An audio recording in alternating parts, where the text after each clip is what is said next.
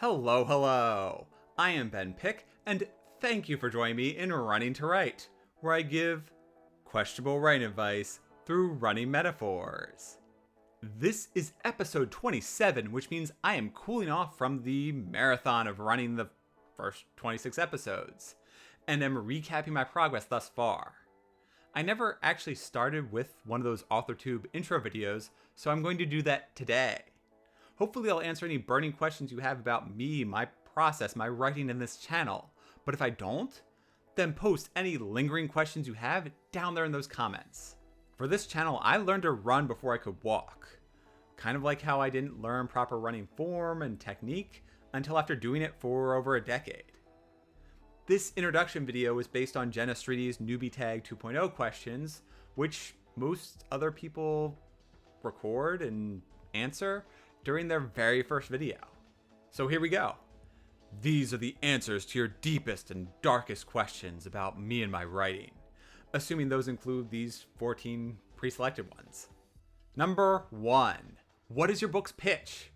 I'm going to be honest that this pitch needs a little bit of an upgrade before I go through the final rounds of my manuscript's revision, but this is the current pitch for my active work in progress known as Falling Through, which is the start of an ongoing series.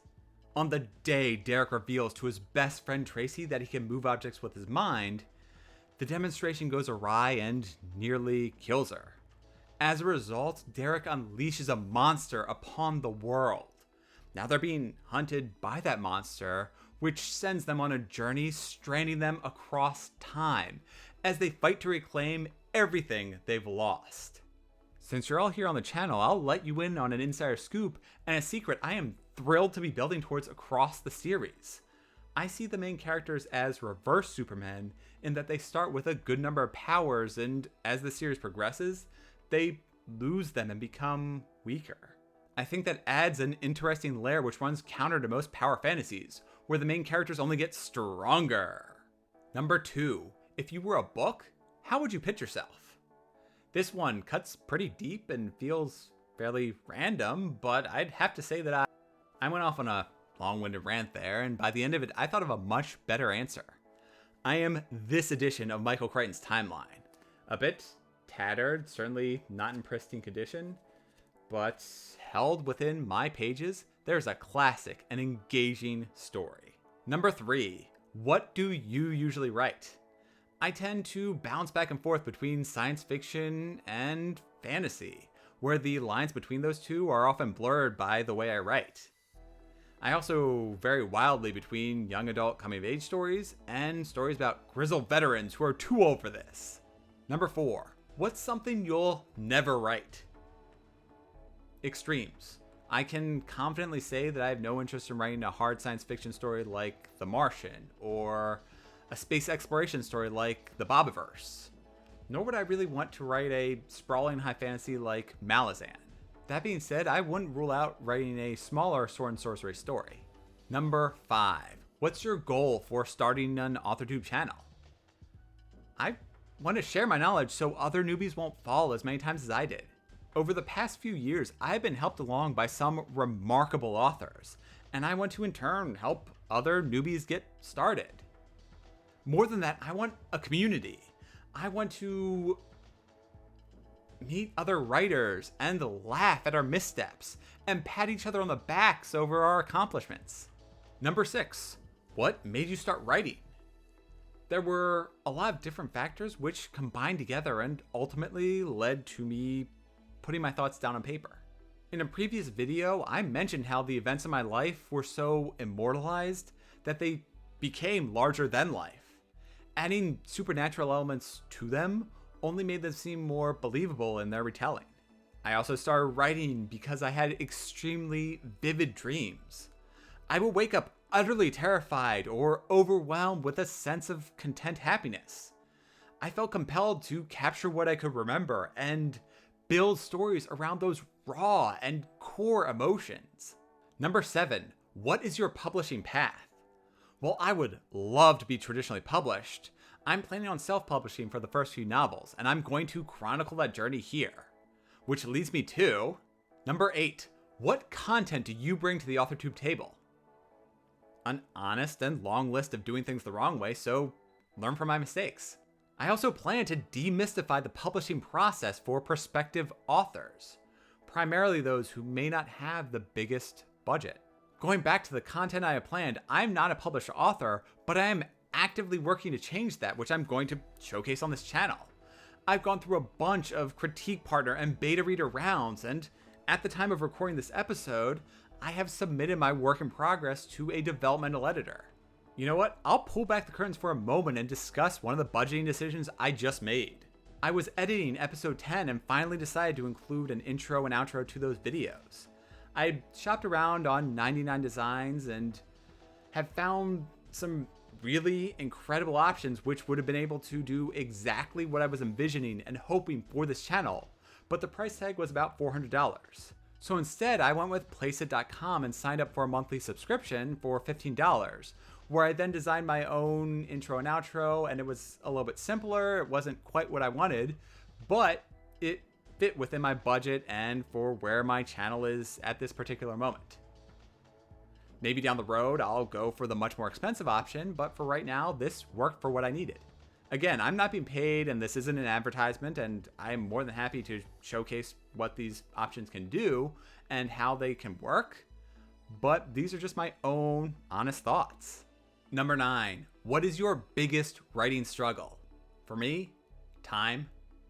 Writing new material has taken a severe downgrade in priorities compared to editing and finishing my active works in progress, along with all of the effort I am pouring into this channel. This is followed closely by confidence. Writing is filled with such outspoken, charismatic, and astronomically talented authors. Even quote-unquote smaller indie authors have such strong voices and wonderful works. In one of my early videos, I described how you defeat your own inner doubts by not comparing yourself to the accomplishments of others. But on most days, that is difficult to do. Number 10, what is your best writing skill? Creating real characters. My characters feel real to me. In each story I write, there will be conversations and fight scenes which give me a good gut punch for how they hit emotionally. Whether that comes across on the page varies based on feedback. However, I care about my characters, which means I will work myself to exhaustion to craft stories where they can shine. Questions 11 and 12 are choose your own adventure, where 11 is for AuthorTube veterans and 12 is for us newbies. So here's number 12. Number 12. If you're new to AuthorTube, what is your biggest AuthorTube question? This one's pretty simple. Would anyone like to collaborate? More so than that, what kind of content do you like on this channel?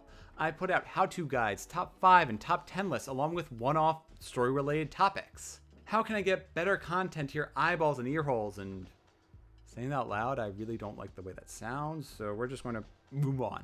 Question 13. Are you looking for any new channels to follow, betas, CPs, or other writing buddies? Yeah, absolutely.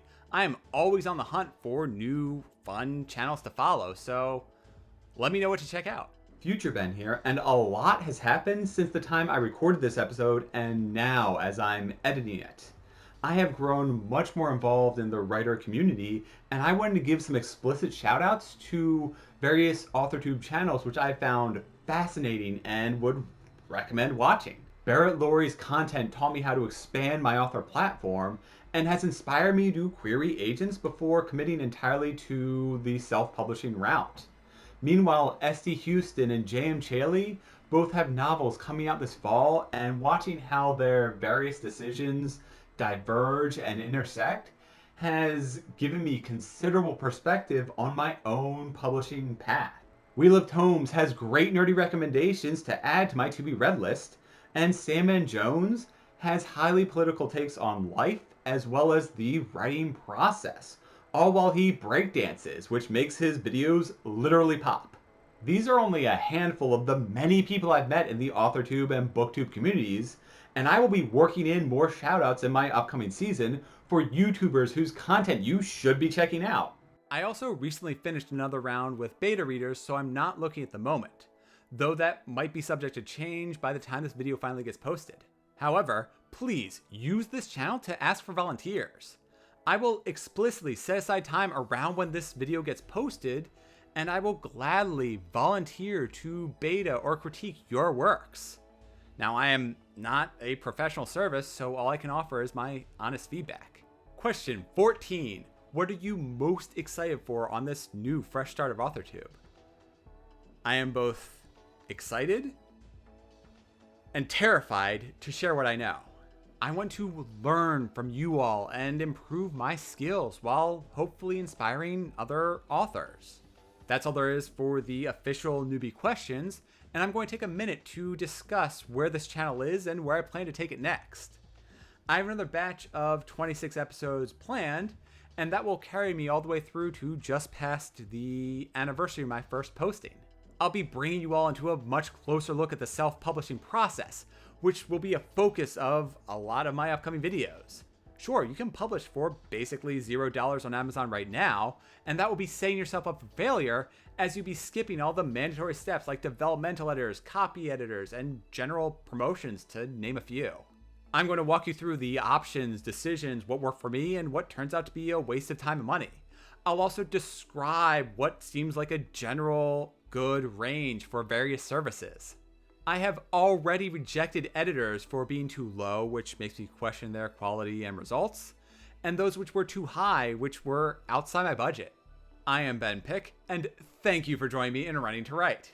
Are any of you new to AuthorTube? Please consider yourself tagged to do your own Newbie 2.0 video, and let me know about it. Would you like me to include more tangents, or should I cut myself off when I start rambling? Should I not praise the Lord of the Rings as frequently? Let me know what you want for season 2 in those comments. If you enjoyed my answers or just want to support this channel, then please like and subscribe. See you next time. Until then, think about your journeys and accomplishments. I know you deserve a pat on the back for that last thing you finished. Yes, you specifically.